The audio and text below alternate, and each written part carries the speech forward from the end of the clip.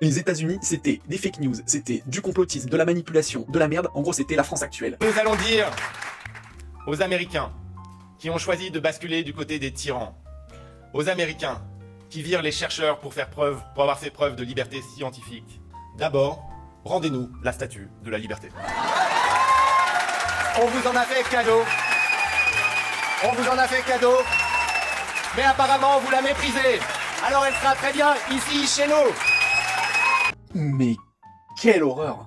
Alors je sais que Glucksmann apparemment a rétro-pédalé après, hein, je sais pas combien de temps après, mais voilà, qui a dit que c'était de la merde un peu, mais sans déconner, quelle stupidité! Déjà sur la forme, hein, c'était il y a plus d'un siècle qu'on leur a offert ça, c'est l'État français de l'époque qui a donné ça, hein. À quel moment, quand tu offres quelque chose, un cadeau à quelqu'un, des années plus tard, tu t'embrouilles avec, au fait, je veux que tu me rendes le cadeau. Vraiment, mais ridicule! Sur la forme, c'est débile de dire ça. Ensuite, sur le fond, on parle de la statue de la liberté, hein, symbole, etc., par rapport à l'administration Trump, mais c'est l'hôpital qui se fout de la charité. En fait, avant Trump, les États-Unis, c'était des fake news, c'était du complotisme, de la manipulation, de la merde. En gros, c'était la France actuelle. Et là, maintenant qu'il y a Trump qui fait tout péter avec Musk et les réseaux sociaux, qui ouvrent la parole, qui justement débunk toutes les fake news et compagnie, là, lui, il ose dire que c'est les États-Unis de maintenant qui cachent des choses, etc. Alors que c'est ce pays dans lequel il est qui fait ça. Vraiment, mais c'est absurde, quoi. On marche sur la tête. Going to send the Statue of Liberty back to France? Absolutely not. And my advice to that unnamed low-level French politician would be to remind them that it's only because of the United States of America that the French are not speaking German right now. So they should be very grateful to our great country.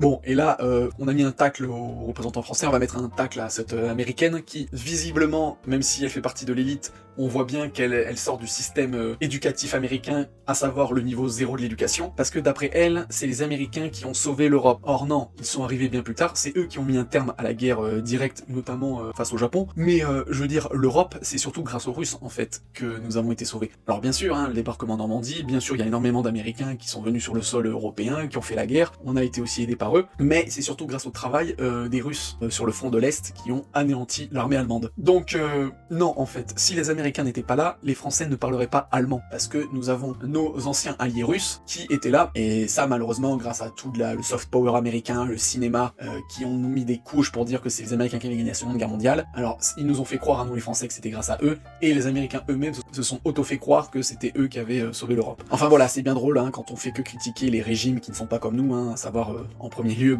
la Russie, hein, l'ex-Union soviétique, de propagande, de mensonges, quand on voit que tout simplement c'est dans le monde dans lequel nous vivons, l'Occident, qui sont les maîtres en la matière.